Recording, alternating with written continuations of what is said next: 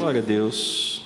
Abra sua Bíblia em Atos dos Apóstolos, capítulo 10, a partir do versículo 34.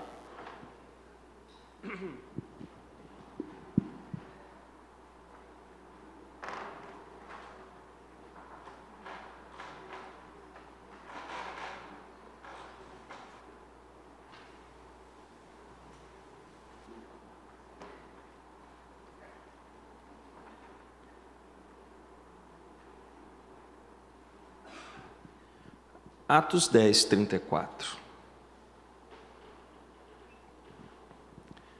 A palavra do Senhor diz assim: então Pedro começou a falar. Ele disse: reconheço por verdade que Deus não trata as pessoas com parcialidade. Pelo contrário, em qualquer nação, aquele que o teme e faz o que é justo, lhe é aceitável. Esta é a palavra que Deus enviou aos filhos de Israel, anunciando-lhes o evangelho da paz por meio de Jesus Cristo. Este é o Senhor de todos. Vocês sabem o que aconteceu em toda a Judéia, tendo começado na Galiléia depois do batismo que João pregou. Como Deus ungiu a Jesus de Nazaré com o Espírito Santo e com poder. Jesus andou por toda parte, fazendo o bem e curando todos os oprimidos do diabo, porque Deus estava com ele. E nós somos testemunhas de tudo que ele fez na terra dos judeus e em Jerusalém. Depois eles o mataram, pendurando-o no madeiro. Mas Deus o ressuscitou no terceiro dia e concedeu que fosse manifesto, não a todo o povo, mas às testemunhas que foram anteriormente escolhidas por Deus, isto é, a nós que comemos e bebemos com ele, depois que ressurgiu dentre os mortos. Jesus nos mandou pregar ao povo e testemunhar que ele foi constituído por Deus como juiz de vivos e de mortos.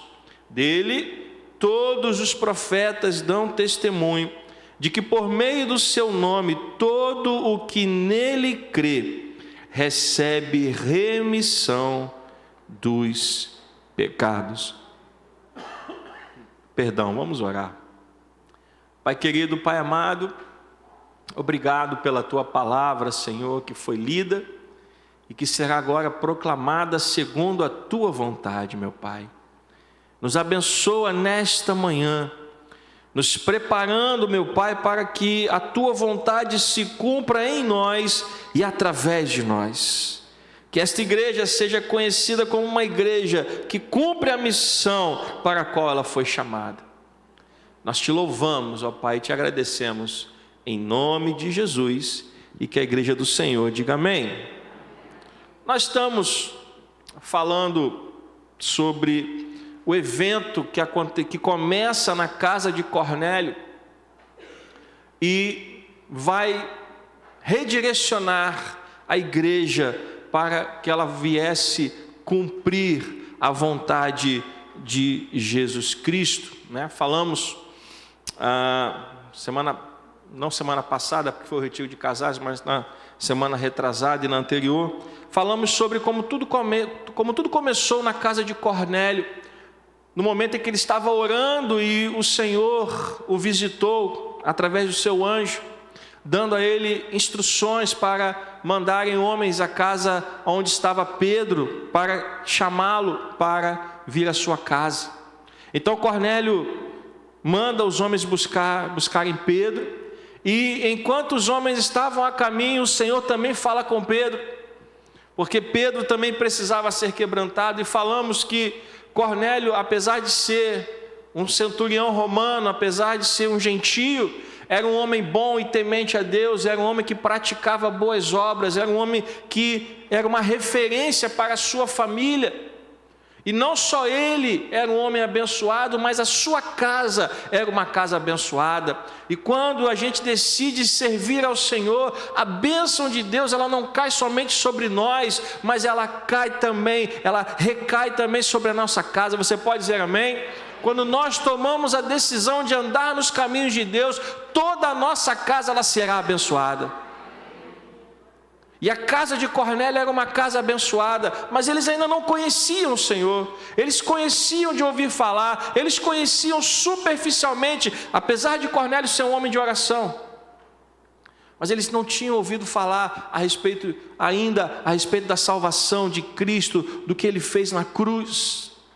E por isso Deus se revela a Cornélio através do seu anjo e pede que ele vá buscar a Pedro. No mesmo instante em que isso acontece, alguns dias depois, Pedro, por volta da hora do almoço, ele estava orando, e ele tem uma visão, aonde animais impuros são oferecidos a ele, para que ele viesse a matar e comer, e ele disse: não, eu jamais comi algo impuro, e o Senhor disse para Pedro: não considere impuro aquilo que eu purifiquei. E ali o Senhor estava quebrando a religiosidade de Pedro, e falamos aqui em ocasião oportuna que a religiosidade ela nos afasta da vontade de Deus. Há pessoas que são muito religiosas, que sabem cumprir ritos e tradições, como por exemplo os fariseus na época deles. Eram homens muito religiosos, faziam longas orações, usavam as roupas apropriadas, mas Jesus, quando olhou para eles, os chamou de quê? Quem lembra? Sepulcros caiados. Porque por fora eram belos, mas por dentro carregavam o quê? Podridão, palavras de Cristo. Porque a religiosidade, ela tem a capacidade de embelezar o exterior, mas ela não muda o coração. E Pedro estava atingido por esta religiosidade, não a religiosidade dos fariseus, mas a religiosidade dos judeus, que haviam recebido a missão de pregar o Evangelho, mas nesta época eles só pregavam o Evangelho para outros judeus. E aqui no texto, no versículo 36, veja o que Pedro fala. Pedro aqui, e agora chegando na mensagem de hoje, eu estava só recapitulando o que já falamos até agora, mas entrando no assunto de hoje, no versículo 36, Pedro então já chegou à casa de Cornélio, porque o Senhor visita Cornélio, o Senhor visita Pedro, e daqui a pouco batem os homens à sua porta e Pedro vai com eles. E já na casa de Cornélio, olha o que Pedro fala, no versículo 36. Esta é a palavra que Deus enviou para quem, irmãos? Pedro estava na casa de quem? Pedro estava na casa de quem? Cornélio. Cornélio era um filho de Israel? Não. E ainda assim Pedro estava falando: esta é a palavra que Deus enviou aos filhos de Israel.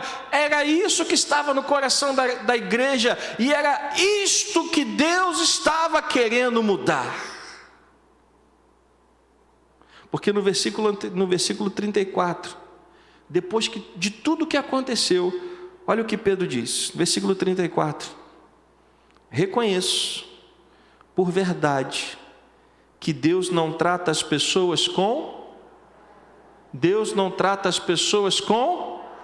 parcialidade. Meus irmãos, eu já falei isso aqui algumas vezes: Deus não tem filhos favoritos. E às vezes eu vejo pessoas falando algumas coisas que não condizem com a palavra. O irmão fulano é mais abençoado que eu. Aonde isso? Qual é a medida que nós usamos para dizer que uma pessoa é mais abençoada do que a outra? Sabe qual é a medida que a gente usa para falar que o irmão fulano ou a irmã fulana é mais abençoada que nós? Qual é a régua que a gente utiliza?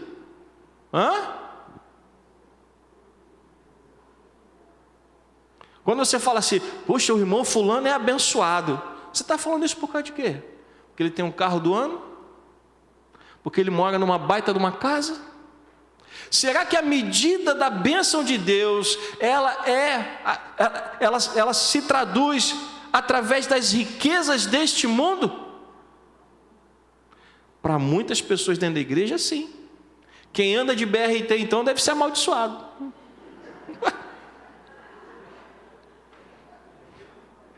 Se só é abençoado quem anda de carro do ano, quem anda de BRT é o quê, gente?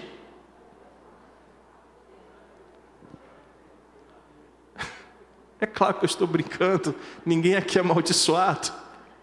Mas eu estou querendo mostrar a você a régua que as pessoas usam dentro da igreja, para falar que uma pessoa é mais abençoada. Olha o que Pedro disse: reconheço por verdade que Deus não trata as pessoas com quê? Parcialidade. Deus não tem filhos favoritos.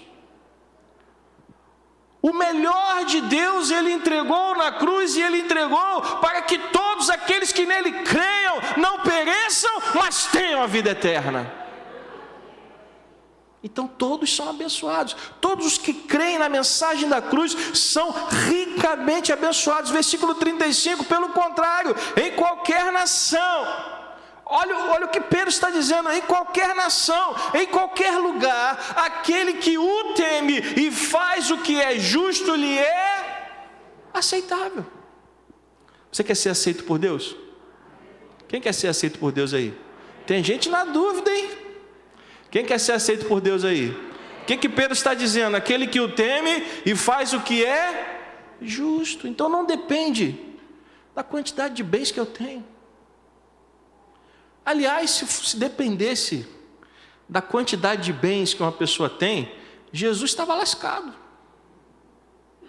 O que Jesus tinha?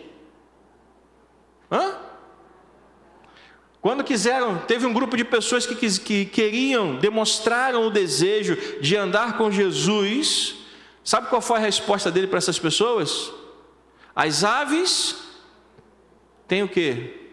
Os seus ninhos. As raposas têm o quê? Se fosse aqui no Brasil, a gente ia falar que tinha as suas tocas, né? Aqui no Brasil a gente chama de toca. Meus tios lá do interior falavam que era toca. Os bichos tinham toca. Mas ele disse: o Filho do Homem não tem onde reclinar a sua... Então Jesus não tinha. Se fôssemos usar esta régua, Jesus não seria abençoado, sendo o Deus encarnado. Você entende isso? Então Pedro aqui está sendo quebrantado e está entendendo que a palavra ela tem que ser anunciada aos filhos de Israel, mas tem que ser anunciada também em qualquer nação, em qualquer lugar, para aqueles que o temem e fazem o que é justo. Você pode dar glória a Deus por isso? Então a mensagem da cruz é para mim, é para você e é para todos aqueles que creem em Cristo como Senhor das suas vidas. E o que Deus está fazendo aqui é corrigindo o rumo da igreja, porque a igreja em dado momento entendeu que era para pregar só para os gentios, mas a mensagem do evangelho ela era muito maior. Nós estamos em Atos 10, coloque por favor, Fernandinho, em Atos capítulo 1, versículo 8. Veja o que Jesus disse para eles. Lá no capítulo 10, parece que eles tinham esquecido um pouco disso. Mas lá no início, antes do dia do Pentecostes, antes do derramar do Espírito Santo, Jesus já tinha dito isso: mas vocês receberão o quê? Poder. E este poder vai chegar quando descer sobre vocês quem? O Espírito Santo. Jesus estava dizendo para a igreja: vocês vão receber poder quando o Espírito Santo de Deus chegar. E quando o Espírito Santo de Deus chegar e conceder a vocês poder, vocês terão poder para quê? Está escrito. O poder que eles iriam receber era poder para quê, irmãos? Para serem testemunhas. E o que uma testemunha faz? Aí você vai dizer: pastor, uma testemunha é testemunha. E o que é o testemunho de uma testemunha? senão contar aquilo que ela.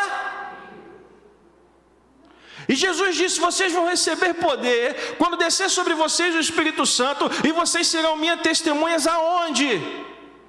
Jerusalém, Judeia, Samaria e até os confins da terra.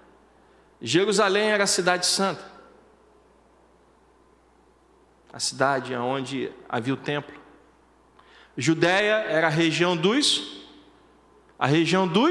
judeus. Judeia te lembra o quê? Judeu. Então a região da Judeia era a região dos judeus. Então Jesus disse: vocês vão ser minhas testemunhas em Jerusalém e em toda a Judeia. Mas parou por aí? Não, Jesus disse que eles iriam para fora da Judeia, eles iriam para Samaria, que era uma região onde habitavam pessoas que os judeus não tinham tanta afinidade. Mas Jesus disse algo a mais: vocês vão até aonde? Até o fim confins da terra, pode ser traduzido também até o fim do mundo. Então, meus irmãos, voltando aqui agora a Atos 10:34, quando Pedro começa a falar, o rumo da igreja começa a ser corrigido, porque Pedro começa a entender que em todo lugar, em qualquer nação, versículo 35, em todo lugar, em qualquer nação, aquele que teme a Deus e faz o que é justo, lhe é aceitável. Então Pedro começa a anunciar a palavra. Do versículo 37 ao versículo 43, Pedro começa a falar do que Cristo fez. E aí muitas pessoas falam assim: mas pastor, o senhor fala que nós temos que falar de Jesus, mas eu não sei o que dizer. Você tem que falar o que Cristo fez. É o que Pedro falou aqui, ele começou a falar. No 37, vocês sabem o que aconteceu em toda a Judéia. No 38, como Deus ungiu a Jesus de Nazaré com o Espírito Santo e com poder. Jesus andou por toda parte fazendo bem e curando os oprimidos. No versículo 39, nós somos testemunhas de tudo que ele fez. No versículo 40, Deus o ressuscitou no terceiro dia. No versículo 41, não foi a todo o povo, mas nós testemunhamos isso. E no versículo 42, Jesus nos mandou pregar ao povo e testemunhar que ele foi constituído por Deus. E no versículo 43, dele todos os profetas dão testemunho. Ou seja, Pedro começou a pregar. Pedro estava pregando aonde? No templo em Jerusalém. Pedro estava pregando na sinagoga. Pedro estava pregando aonde? Na casa de Cornélio, na casa de um oficial romano, na casa de um gentio. E sabe o que aconteceu? Versículo 44. Enquanto Pedro falava estas palavras, que palavras, irmãos? Que nós acabamos de ler. Pedro chega na casa de Cornélio e diz: olha, agora eu reconheço que Deus não trata ninguém com lembra da palavra? Parcialidade. E ele quer falar com qualquer pessoa de qualquer nação, desde que o tema e faça o que é justo e agradável. E Pedro então começou a falar da obra de Cristo. E enquanto Pedro estava falando essas palavras, o que aconteceu? O Espírito Santo de Deus desceu sobre eles. Não desceu sobre Pedro. Desceu sobre quem? Está escrito ali, ó.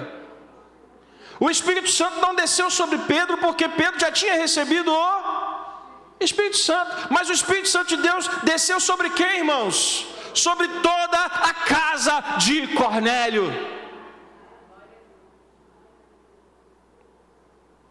E aí o povo se assustou, versículo 45. Quem foi com Pedro era judeu ou era gentio? Quem foi com Pedro era judeu ou gentio? Judeu. Eles já estavam preocupados de ter que entrar na casa dos gentios.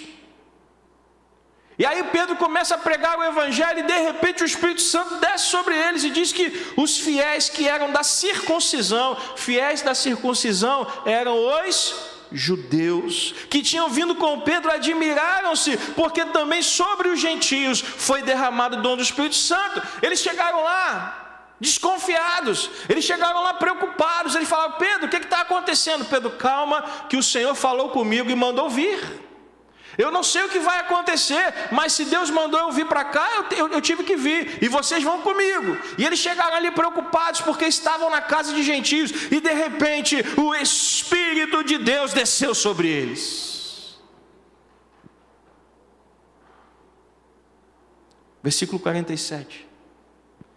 Quando Pedro testemunha aquilo, quando Pedro escuta aquelas pessoas falando em línguas e engrandecendo a Deus, a reação de Pedro foi imediata. Será que alguém poderia recusar a água e impedir que sejam batizados estes que, assim como nós, receberam o Espírito Santo? Olha o que Pedro está dizendo. E está falando com o pessoal que estava com ele. Estava falando para quem? Para os judeus. Gente, olha só. Vocês estão vendo aí que agora Deus colocou a gente no mesmo patamar, no mesmo nível. Porque os judeus acreditavam que estavam em posição de superioridade em relação aos gentios. O que Deus fez, irmãos? Deus equilibrou a balança. Deus mostrou para eles, para os líderes da igreja, que não havia desigualdade, e havia na cabeça deles, mas no coração de Deus não havia nenhuma desigualdade. Você pode dar glória a Deus por isso? Porque Deus não trata ninguém com parcialidade. E aí Deus colocou todo mundo na mesma balança, e Pedro viu: olha, eles foram batizados igual a gente. Eles receberam o Espírito Santo igual a nós. O que a gente faz? Não vai batizar esse povo, não? E aí Pedro, versículo 48, ordenou que fossem batizados em nome de Jesus Cristo. Então lhe pediram que permanecesse com eles por alguns dias, e Pedro fez o quê? E Pedro ficou. Porque Deus estava agindo. Deus começou com aquela visita do anjo a Cornélio, e a partir deste momento Deus mudou a vida de Cornélio, Deus mudou a família de Cornélio, Deus mudou os empregados de Cornélio, e Deus mudou o coração de Pedro, e Deus começou a mudar o coração da igreja em nome de Jesus. Só que aí, meus irmãos, teve um problema. Pedro foi à casa de Cornélio com alguns judeus. Pedro era o único apóstolo? Está na dúvida? Quantos apóstolos tinham? 12. Então Pedro não era o único. Pedro foi, e os outros 11 ficaram em Jerusalém. Quando Pedro retorna, vamos ao capítulo 11, versículo 1. Quando Pedro volta, Pedro encontra um problema.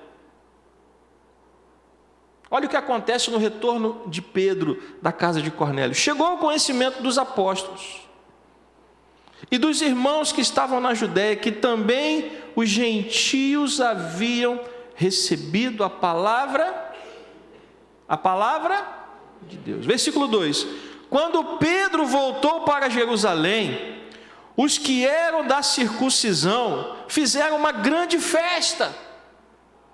Elogiaram Pedro, disseram: Pedro, que maravilha, que coisa boa que você fez, Pedro. Você foi lá na casa de Cornélio, você entrou na casa do centurião romano, você ganhou almas para Jesus, glória a Deus por isso, Pedro. Não é isso que aconteceu? Ah, não foi não? O que a igreja fez com Pedro? O que a igreja fez com Pedro? Começou a fazer o que, irmãos? Questioná-lo. Mas Pedro não foi lá pregar o evangelho? Sim ou não? Pedro não foi lá falar de Jesus? Pedro não foi lá ganhar almas?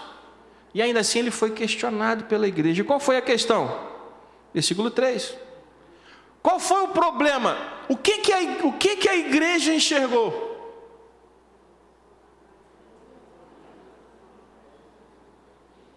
Você entende o que eu estou querendo dizer?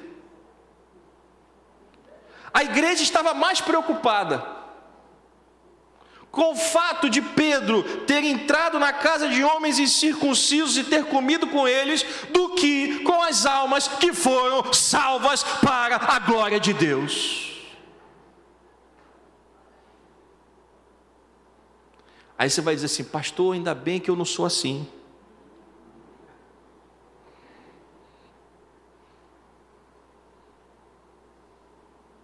Glória a Deus então, se você não é assim. Mas o problema é que 2000 anos depois, a igreja tem se importado muito pouco com as almas e tem se importado mais com os ritos, com a religiosidade, com aquilo que a gente faz externamente, e se importado pouco com o que as pessoas representam para o nosso Deus. A igreja questionou Pedro porque ele entrou na casa de homens incircuncisos e comeu com eles. Mas a igreja não percebeu que vidas foram salvas. Pedro então teve que fazer uma defesa. Versículo 4. Pedro então começou a fazer-lhes uma exposição ordenada do que tinha acontecido. Versículo 5, Pedro então começa a contar: eu estava na cidade de Jope orando, e de repente eu tive uma visão, eu vi um objeto descendo do céu, e eu vi quadrúpedes da terra, versículo 6, feras, répteis e aves dos céus. Versículo 7, eu ouvi uma voz me dizendo: levante-se Pedro, mate e coma. No versículo 8 eu respondi: de modo nenhum, Senhor, porque em minha boca nunca entrou nada que fosse impuro ou imundo. Versículo 9, pela segunda vez a voz do céu falou: não considere impuro aquilo que Deus purificou. E isso se repetiu 3 vezes, está escrito no versículo 10. No versículo 11 ele disse: na mesma hora pararam diante da minha casa, ou da casa onde eu estava, 3 homens enviados de Cesareia para se encontrar comigo. No versículo 12 Pedro disse: então o Espírito me disse que eu fosse com eles sem hesitar. Foram comigo também estes 6 irmãos, e entramos na casa daquele homem. Versículo 13, ele nos contou como tinha visto na casa dele um anjo em pé, que lhe disse: envie alguém a Jope e mande chamar Simão, que também é chamado de Pedro. Versículo 14, o qual lhe dirá palavras mediante as quais você e toda a sua casa serão salvos. Meus irmãos, a igreja precisa estar alinhada com a vontade de Deus. Quando a igreja está desalinhada com a vontade de Deus, sabe o que Deus faz? Deus corrige o rumo. Deus alinha a igreja. Eu já falei aqui, a missão da igreja é ganhar almas, é fazer discípulos. Mas a razão da igreja existir também é a mesma. Se não fosse para ganhar almas, não precisaria existir o quê? A igreja. A razão pela qual a igreja existe é ir, segundo Jesus falou lá em Mateus capítulo 28, a partir do versículo 18, ele disse: toda autoridade me foi dada nos céus e na terra, portanto vão e façam discípulos, batizando-os em nome do Pai, do Filho e do Espírito Santo. Então a razão da igreja existir é ganhar almas para o reino de Deus. E Pedro começou a falar, e no versículo 15 ele diz: quando eu comecei a falar, o Espírito Santo caiu sobre eles, como também sobre nós. Versículo 16, então, olha o que Pedro disse no versículo 16: então eu me lembrei da palavra do Senhor, quando disse: João, na verdade batizou com água, mas vocês serão batizados com o Espírito Santo. Versículo 17, pois se Deus deu a eles o mesmo dom que tinha dado a nós quando cremos no Senhor Jesus, quem era eu para que pudesse resistir a Deus? Meus irmãos, a principal razão de nós estarmos reunidos aqui é para trazer pessoas para o reino de Deus. Ah, pastor, mas os meus problemas, o que eu faço com os meus problemas? Jesus já ensinou essa lição. Lá em Mateus capítulo 6, versículo 33, ele disse: mas busquem, pois, em primeiro lugar, o reino de Deus e a sua justiça, e as demais coisas serão acrescentadas. Quando a igreja tenta buscar em primeiro lugar as suas necessidades e deixar para depois o reino de Deus, o que você acha que Deus vai fazer? Você acha que Deus vai aceitar isso? Você acha que Deus vai permitir isso? Ele não aceitou aqui, ele corrigiu o rumo da igreja. Porque a igreja existe para falar do amor, da graça, da bondade de Deus. Você pode dizer amém? E o que aconteceu no versículo 18? É engraçado que no versículo 3, eles criticam Pedro. Coloca no versículo 3, por favor. O texto começa com a igreja criticando Pedro. Você entrou na casa de homens incircuncisos e comeu com eles. Mas no versículo 18, quando os demais ouviram isso, o que aconteceu? Eles se acalmaram e passaram a fazer o quê? Glorificaram a Deus. Porque a igreja que ama é uma igreja que glorifica. Uma igreja que ama é uma igreja que dá glória a Deus. Uma igreja que ama é uma igreja que entende a prioridade do reino. E eles disseram então: também aos gentios Deus concedeu o arrependimento para a vida. Meus irmãos, nós não podemos olhar para a igreja de outra maneira que não seja enxergar que o povo de Deus foi chamado para ganhar almas. Porque senão, meus irmãos, nós vamos incorrer em alguns erros do passado. Existe uma passagem na Bíblia que Jesus subiu a um monte com 3 apóstolos. E lá ele foi transfigurado. Você já leu essa passagem? Chama-se o Monte da Transfiguração. Jesus estava lá com 3 apóstolos. Eram quantos? No todo eram quantos apóstolos? 12. Só subiram 3. E quando eles chegaram lá, eles viram que as vestes de Jesus se transformaram, e eles viram mais 2 homens com Jesus, que eles identificaram como Moisés e Elias.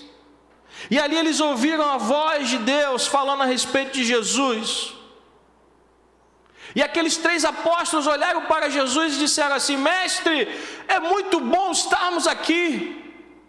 Vamos fazer aqui 3 tendas e vamos ficar aqui neste lugar, porque está muito bom aqui. Quem é que estava lá em cima? Quem é que estava lá em cima do monte? Jesus e 3 apóstolos. E os outros que ficaram lá embaixo? Rapidamente foram o quê? Esquecidos. Rapidamente foram colocados de lado, porque, meus irmãos, estar na presença de Deus é algo maravilhoso. Você pode dizer amém? Mas estar na presença de Deus tem que ser para todo mundo. Quando eles começaram com essa ideia errada, sabe o que Cristo fez? Vamos descer. Porque Jesus não veio para uma classe favorita de pessoas. Jesus veio para todo aquele que nele creia, não pereça, mas tenha vida eterna. O nosso Deus, Ele não é Deus de grupos, Ele não é Deus de panelinhas. O nosso Deus, Ele é Deus de um só povo.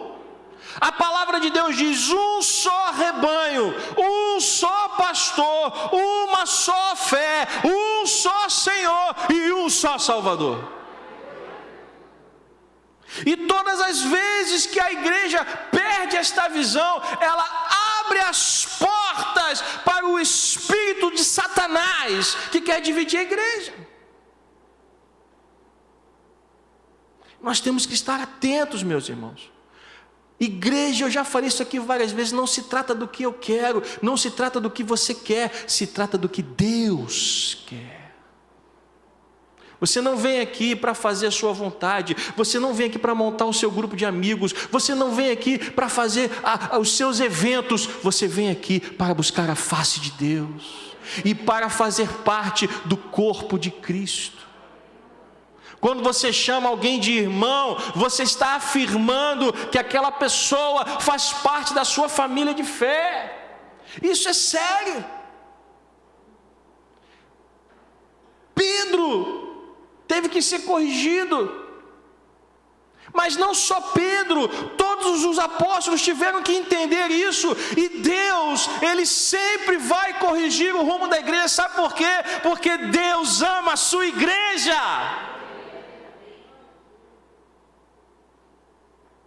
Deus amou o mundo de tal maneira que fez o quê? Que entregou o seu filho. Então, meus irmãos, a nossa maior luta tem que ser, primeiro, para preservar a unidade do corpo de Cristo Jesus. E segundo, pregar o Evangelho.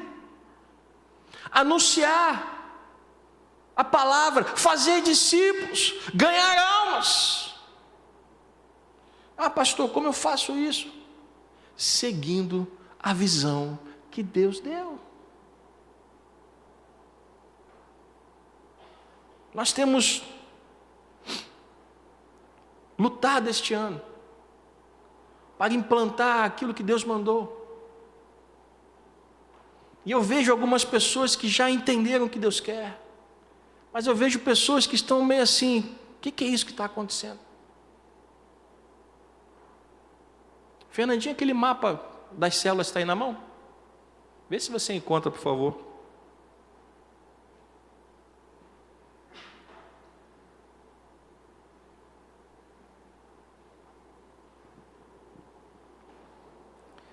Nós precisamos gastar todo o nosso tempo, toda a nossa energia. Nós precisamos nos desfazer de toda a religiosidade para alcançar as ovelhas perdidas do Senhor. Jesus falou a respeito de um homem que tinha 100 ovelhas. Você lembra dessa história? 100 ovelhas. Ele disse que uma se perdeu. O que o homem fez? Você já leu esse texto?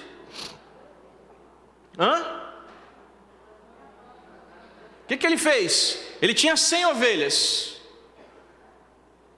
Ele perdeu uma. O que ele fez? Ele levou as 99 para onde? Para o aprisco. Colocou as 99 em segurança. E depois ele fez o quê? Ele foi atrás de quem? Da ovelha perdida. Eu fico imaginando esta mesma história nos dias de hoje. Talvez hoje a história fosse contada dessa forma: um homem tinha 100 ovelhas. E uma se perdeu. E o homem então pegou o seu telefone celular, o seu smartphone, abriu a sua calculadora e falou: uma ovelha em cima de 99, não, ainda estou no lucro, deixa ela perdida.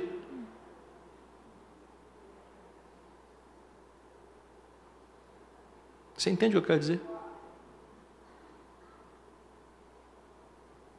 Porque Jesus disse que nos últimos tempos o amor de muitos vai se esfriar, mas o amor da igreja, irmãos, o amor da igreja, ele não pode esfriar. Nós estamos com 4 células funcionando. E qual é o nosso objetivo? Ganhar almas. E esta semana, eu pedi aos líderes das células para me mandar um relatório. Falei, passem para mim quantas pessoas estão frequentando as células. Temos 4 funcionando. E eles me mandaram um relatório. Nas 4 células funcionando, nós temos 51 pessoas frequentando. Pode dar glória a Deus. Agora, das 51 pessoas que estão frequentando, 20 são pessoas que não são da igreja. Aí você pode dar uma glória a Deus mais forte ainda. 20 pessoas que nós não estávamos alcançando. 20 pessoas que não tinham o hábito de ir à igreja. E agora estão ouvindo o quê? A palavra.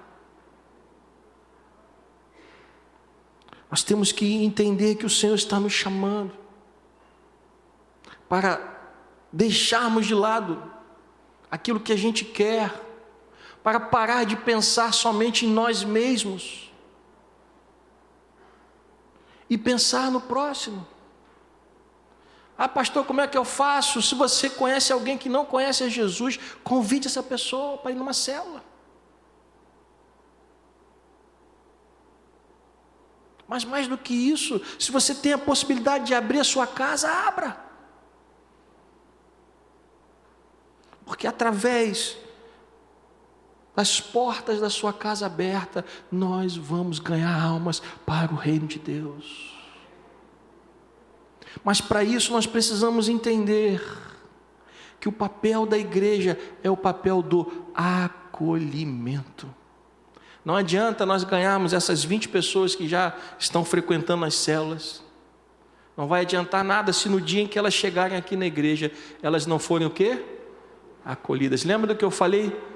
O apóstolo Pedro entendeu que Deus não trata as pessoas com parcialidade. Um dia essas pessoas vão pisar aqui na igreja. E quando elas chegarem aqui, elas vão conhecer o povo unido do Senhor. Um povo que tem defeitos, porque nós temos. Nós não somos perfeitos, amém? Ninguém quer falar amém, né? Nós não somos perfeitos, amém? É isso aí. Mas a gente quer cumprir a ordem de Deus. A gente quer amar pessoas. A gente quer se envolver. E para isso nós vamos avançar. Mas esta palavra mexeu muito com o meu coração. Como Deus começou na casa de Cornélio e mudou o rumo da igreja. Meus irmãos, não há nada que o nosso Deus não possa fazer. Nada.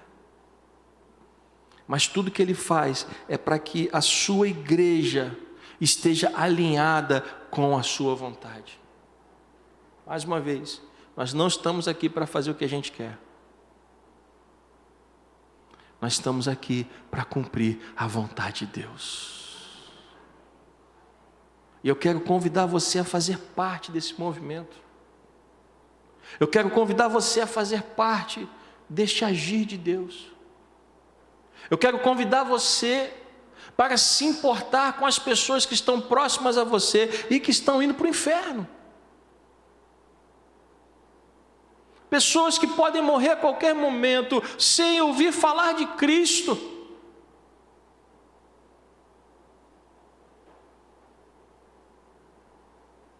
Pedro precisou ser transformado.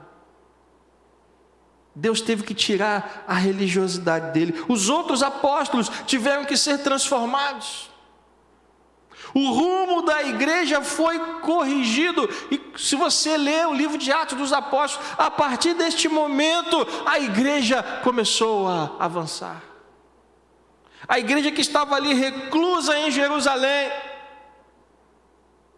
a igreja que estava ali reclusa na Judéia, começou a sair para os confins da terra. Você pode dar glória a Deus por isso? E é isso que Deus quer de nós, irmãos. Deus não quer que a gente busque apenas os nossos próprios interesses. E o meu pedido a Deus é que você saia daqui com esta semente plantada no seu coração, com o desejo de abrir o seu coração para cumprir a vontade de Deus, porque o nosso Deus não trata ninguém com parcialidade. Todos são importantes para Deus. A pessoa que está ao seu lado, a pessoa que está à sua frente, a pessoa que está atrás de você, essa pessoa é importante no reino de Deus. Abençoados são todos aqueles que receberam a salvação pela graça por meio da fé. Você pode dizer amém? Feche seus olhos, curva a sua cabeça.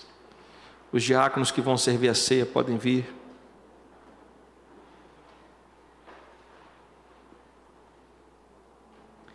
Pai querido, Pai amado, a semente, ela foi plantada. Os corações, ó Pai, estão como terra preparada. Eu peço que o Teu Espírito Santo venha regar, para que esta semente possa crescer e produzir fruto, meu Pai. Para que nós possamos, ó Deus, estarmos alinhados com a Tua vontade, para que nós possamos cumprir a Tua vontade, meu Pai. Não apenas por obrigação, mas através do verdadeiro entendimento de que nós somos chamados para fazer discípulos. E as nossas vontades, as nossas necessidades, eu creio, meu Pai, que elas serão supridas enquanto nós cumprimos a Tua ordem. Enquanto estivermos cumprindo a Tua ordem, Senhor, eu creio que a nossa provisão será dada. Eu creio, meu Pai, mas que haja um despertar na Tua igreja, para a urgência, para a necessidade, para que esta palavra se cumpra em nós. Que o Senhor possa despertar mentes e corações, que o Senhor possa nos transformar, como o Senhor transformou a vida de Cornélio, como o Senhor transformou a vida das pessoas que moravam com ele, como o Senhor transformou a vida de Pedro, como o Senhor transformou a vida de toda a igreja, meu Pai. Que o Senhor possa nos transformar de acordo com a Tua vontade, meu Deus. Pai querido, Pai amado, desperta-nos nessa manhã, meu Pai, para que nós possamos cumprir o Teu chamado e a Tua missão, em nome de Jesus. Que o povo do Senhor diga amém. Vamos servir a ceia. Enquanto isso, nós vamos louvar o Senhor.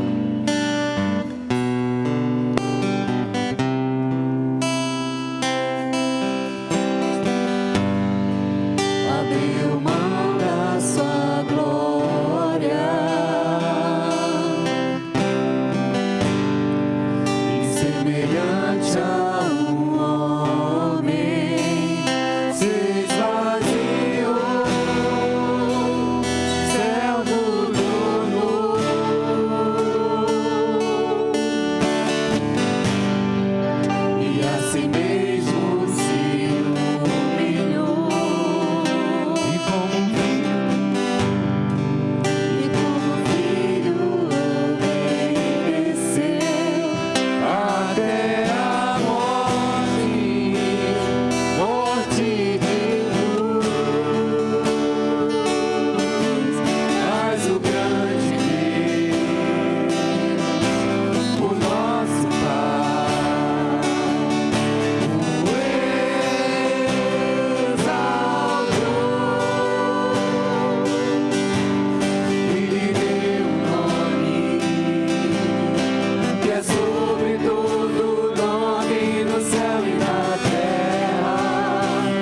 e debaixo da terra, ao nome de Jesus, todo joelho se dobrará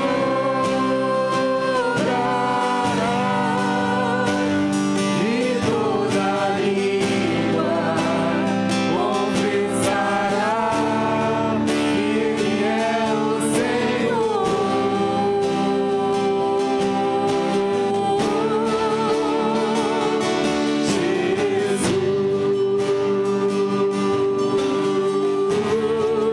Nome sobre todo nome, nome sobre todo nome, Jesus.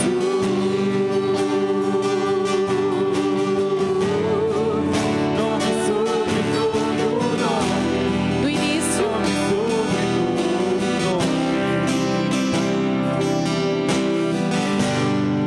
Abriu mão da sua glória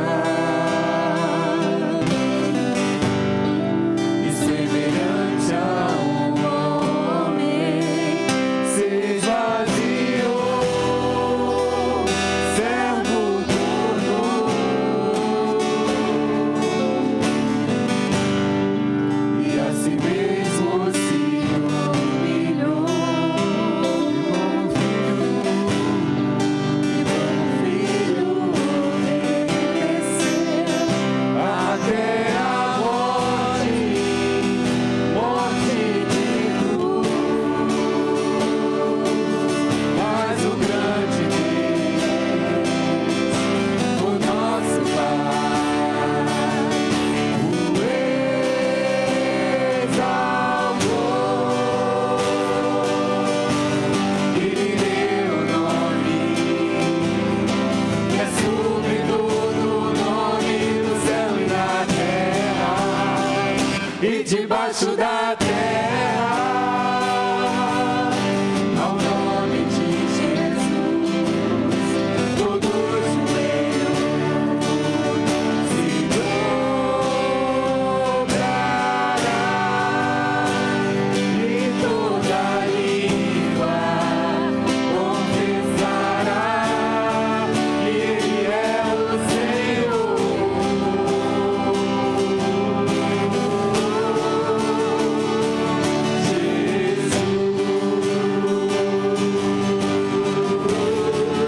Nome sobre todo nome, nome sobre todo nome, Jesus.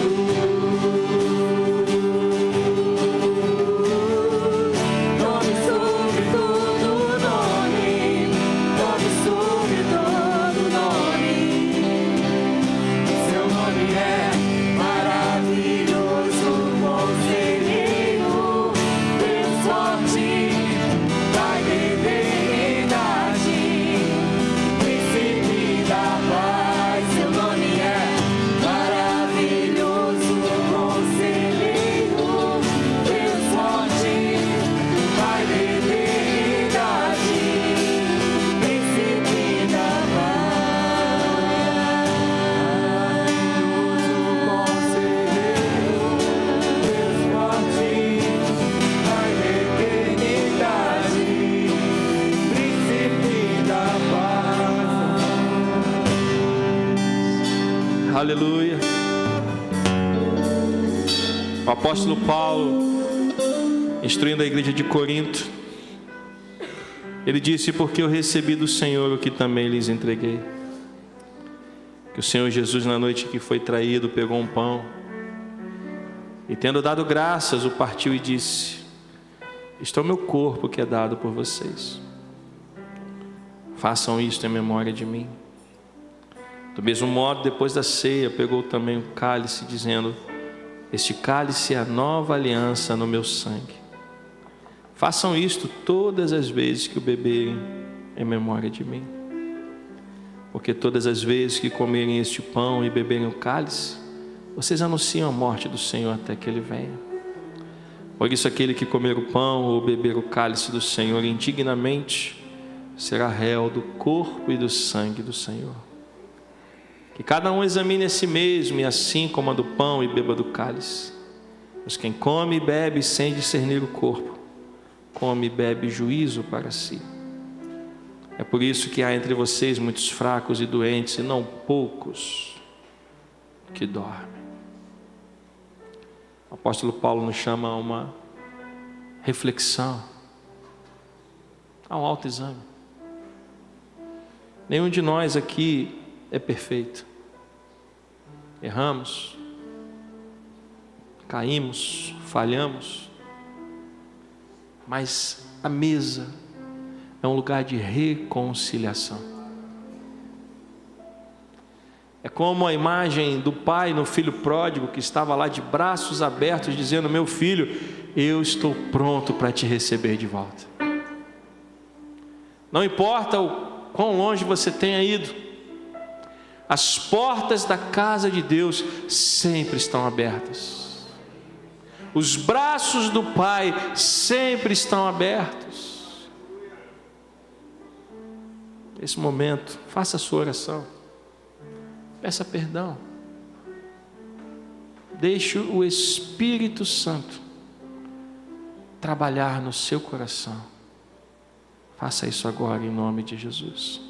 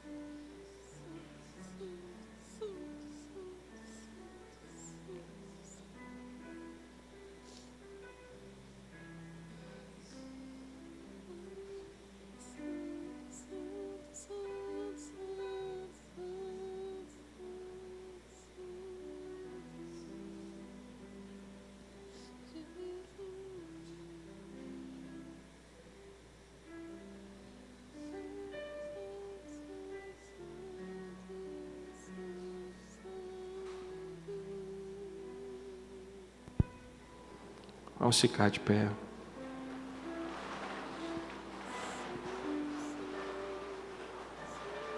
Pai querido, Pai amado, obrigado por tão grande amor, Senhor. Obrigado, Senhor, porque o Senhor não nos deixou mortos na escravidão do pecado. O Senhor nos resgatou. Teu corpo foi entregue como sacrifício para o perdão dos nossos pecados. Por isso, Pai, nós te pedimos nessa manhã, abençoa este pão que representa o teu corpo, meu Pai. Abençoa este pão que representa o sacrifício que nos trouxe a paz. Abençoa este pão, em nome do Pai, em nome do Filho, em nome do Espírito Santo de Deus. Que a igreja do Senhor diga amém. Comamos todos do pão em nome de Jesus.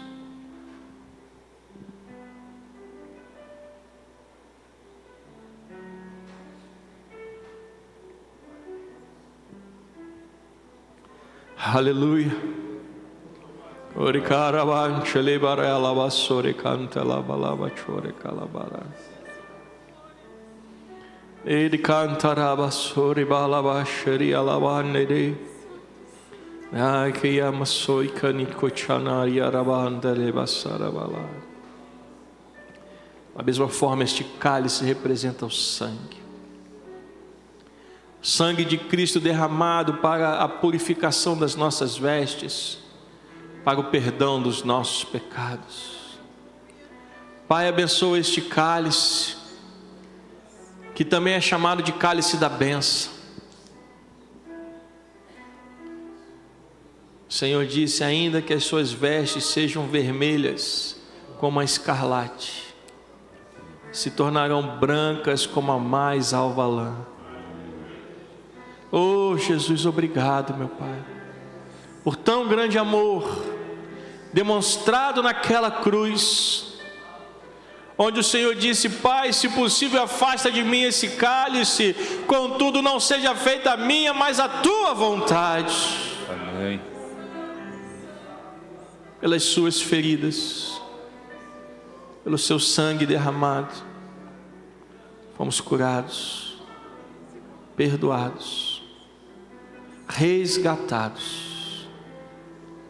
Abençoa este cálice, meu Pai, nós te pedimos em nome do Pai, em nome do Filho, em nome do Espírito Santo de Deus. Que a igreja do Senhor diga amém. Bebamos todos do cálice em nome de Jesus. Aleluia. Glória a Deus. Pai querido, Pai amado, obrigado, Jesus. Bendito seja o teu nome para todos sempre.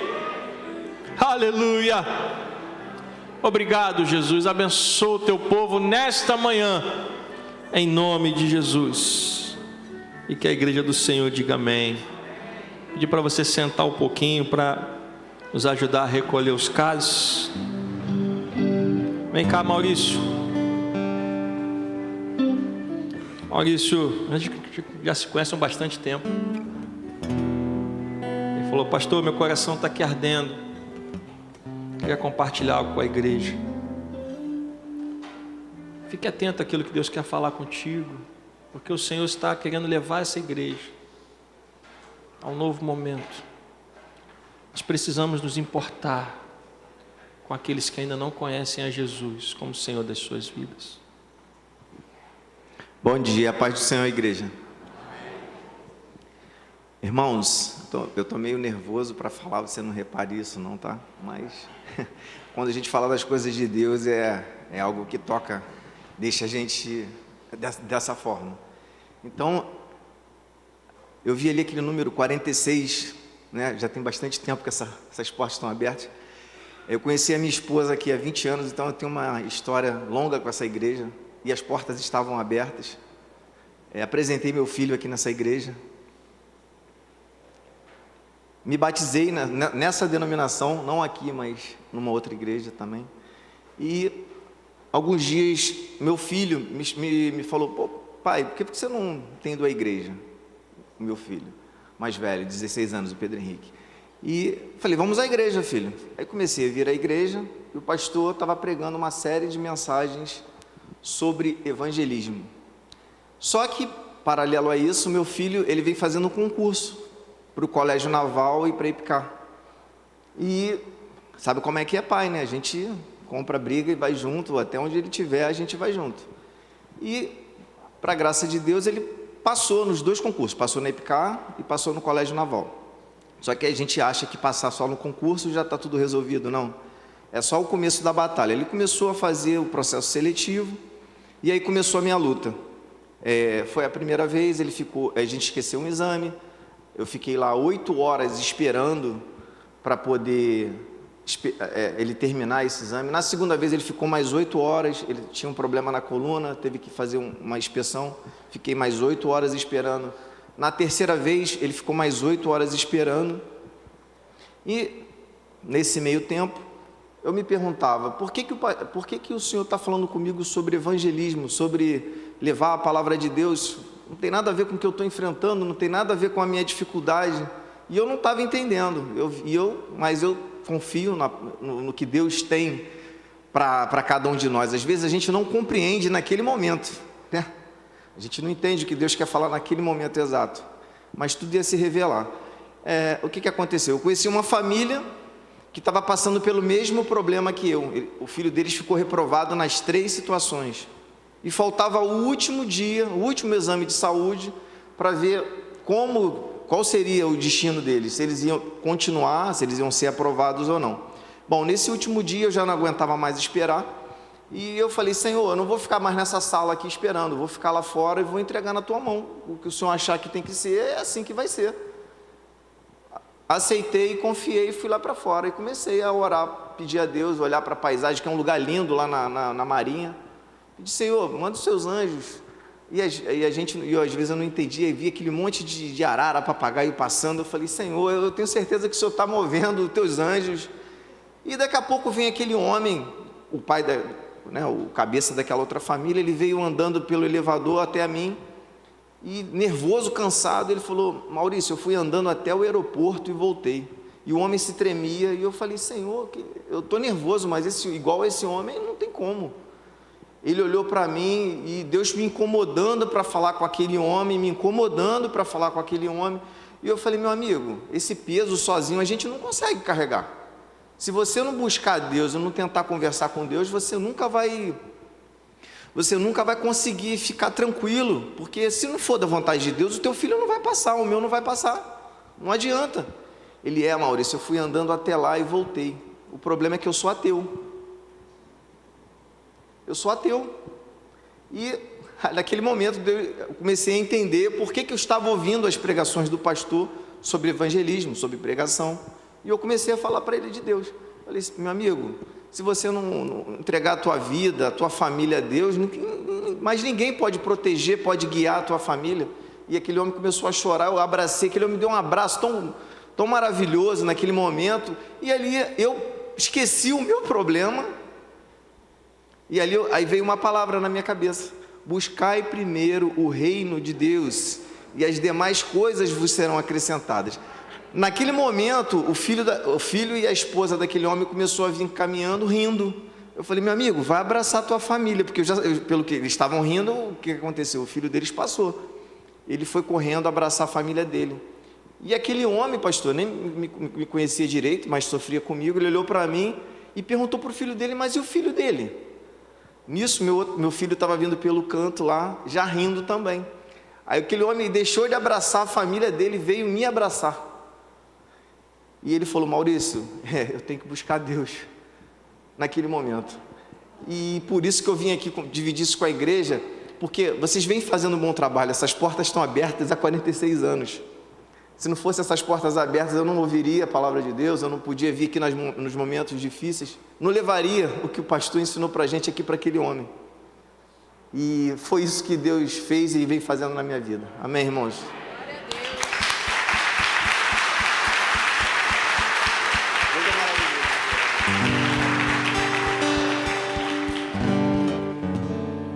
Você pode até não entender o que está acontecendo na sua vida. Você pode até não entender o que você está passando. Mas tudo está acontecendo segundo a vontade de Deus. E para um propósito. Se você está enfrentando alguma situação, Deus quer que você seja um instrumento nas mãos dele. Precisamos estar atentos. Às vezes Deus nos leva por alguns caminhos que a gente não entende. Senhor, por que eu estou passando por aqui? Porque ali tem uma ovelha perdida que Deus quer que você fale com ela. É a missão da igreja. É a razão da nossa existência. Amém? Vamos ficar de pé. Logo mais estaremos de volta. Cadê Eduardo? Hoje é a série hoje? Está aqui? Imitadores de Cristo. Estamos com esta série à noite. Eu quero convidar você a estar presente logo mais às 18 horas para ouvirmos a respeito desta mensagem, desta série de mensagens sobre imitadores de Cristo. Se Deus nos permitir, domingo que vem pela manhã, nós vamos falar sobre a arma mais poderosa que o Senhor tem para nós na batalha espiritual.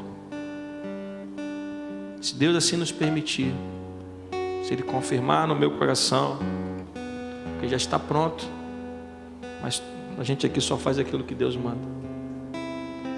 Vamos falar sobre a arma que o Senhor tem para nos dar, para enfrentarmos as batalhas espirituais. Esteja atento àquilo que Deus quer falar com você.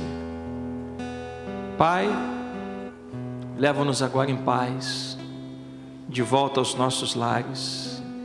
Nos dê uma tarde tranquila e abençoada, meu Deus. Logo mais possamos estar de volta à Tua casa. Que o Senhor continue falando conosco, meu Pai. pois o Senhor, meu Senhor, Tu és o dono desta igreja. O trono desta igreja te pertence, meu Pai. O Senhor reina sobre nós, aleluia. Obrigado, Jesus, por tudo que o Senhor tem feito e por tudo aquilo que o Senhor ainda há de fazer. Louvado e bendito seja o Teu nome para todos sempre. Que a graça do nosso Senhor e Salvador Jesus Cristo, o amor de Deus, o nosso Pai, a comunhão e as consolações do Espírito Santo sejam sobre nós, Igreja do Senhor, não só hoje, mas para todos sempre. E que o povo do Senhor diga amém. Deus te abençoe. Atenção, jovens, aqui na frente, Lucas e a Raquel precisam falar com vocês. Bazar funcionando, cantina funcionando. Deus abençoe a sua vida em nome de Jesus.